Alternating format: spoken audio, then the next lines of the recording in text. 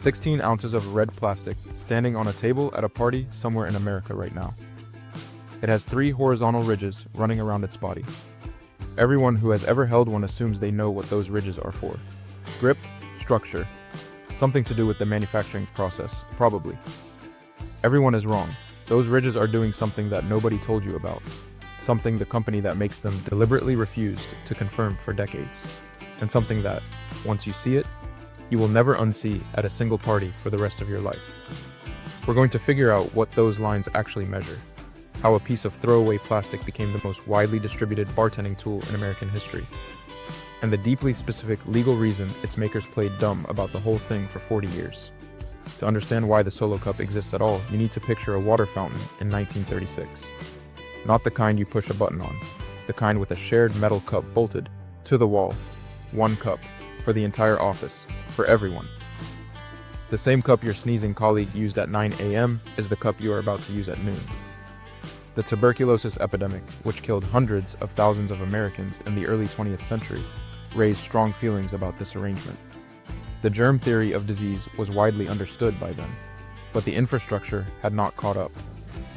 Leo Holtzman, a Chicago entrepreneur, looked at this situation and saw money. His solution was the wax-coated paper cone. Individual, disposable, cheap enough that throwing it away made more sense than washing it. The Solo Cup company was born, and the shared cup era died. But paper cones have a fatal design flaw. They cannot stand up. You hold the cone until you finish, which is fine for a 2-second fountain drink, but becomes a serious quality of life problem.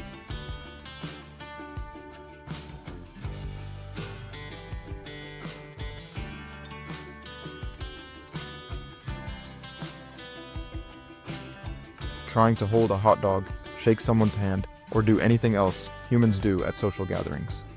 Flat-bottomed, plastic cups came as plastic manufacturing scaled up after World War II, and by the early 1970s, the cup had arrived at its now iconic final form. 16 ounces, polyethylene, and 3 ridges whose purpose nobody in the company was officially going to explain.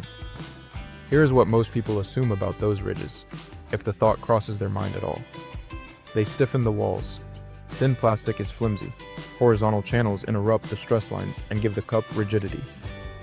You squeeze, the ridges resist. Basic industrial logic. End of story. And to be fair, that explanation is not completely wrong. The ridges do add structural integrity. A perfectly smooth cylinder of this plastic gauge would buckle embarrassingly fast. But here's the problem with that explanation. If structural support were the entire story, you would place the ridges wherever the engineering demanded. You would run the stress calculations, model the failure points, and position your ridges at the optimal intervals. You would not, through the sheer coincidence of material science, land them at exactly 1 ounce, 5 ounces, and 12 ounces. That is not physics. That is intent dressed up as physics. So what are those 3 numbers, and why do they matter so much that someone embedded them into billions of pieces of plastic while saying absolutely nothing about it? The bottom ridge sits at 1 ounce. That is a standard shot of liquor, the unit every American bar uses as its baseline pour for spirits. The second ridge lands at 5 ounces. A standard wine pour in the United States is 5 ounces.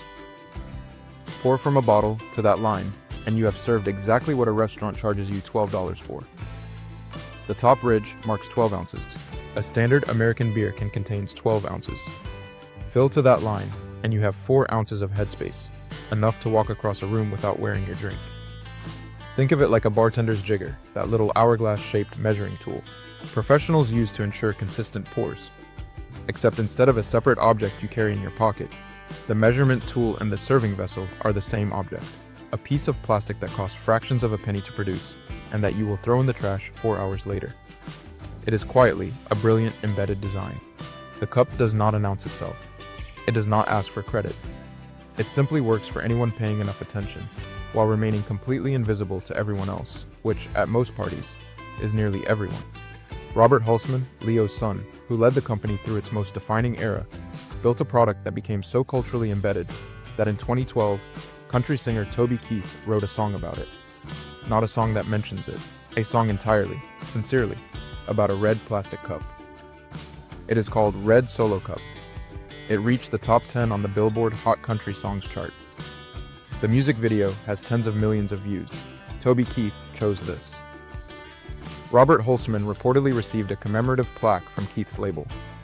A man whose family spent decades refusing to publicly explain their own product received a plaque celebrating it from a country singer. This is where we are. Here's the part that should genuinely bother you. If you designed a useful, accurate measurement system into a consumer product, a real, functional bartending guide that ships to every college, backyard, and catered event in America, why would you never, ever officially say so? The answer is lawyers. In the United States, alcohol service is a heavily regulated activity. Bars and restaurants operate under licensing requirements that include specific rules about standard pours and over-service liability. If a patron is demonstrably overserved and then causes harm, the liability can travel back up the chain to the establishment that poured the drinks. Now put yourself in the Solo Cup Company's legal department sometime, around 1975. If you officially market your cup as a measured pour guide, if you print it on the packaging, mention it in an advertisement, or put it in a press release, you have just entered the alcohol service chain. You have created a paper trail suggesting your product was engineered to facilitate the serving of alcohol at specific measured quantities. The hypothetical lawsuit writes itself. Your Honor, my client reasonably believed he was drinking a measured, responsible quantity of wine because the cup told him so. The cup, Exhibit A, which the defendant's own marketing materials describe as a precision alcohol measuring device. That is not a lawsuit any plastics company wants to have. So the design stays. The measurements remain accurate. The cups shipped by the billions, to every party, every wedding, every backyard barbecue in the country. And the company maintains what can only be described as a masterclass in corporate silence, never confirming the story, never denying it, letting the ridges do their job while the legal department sleeps soundly. One final piece of the puzzle: why red? There is no engineering reason. There is no official branding story. Red became the dominant color through sheer cultural repetition.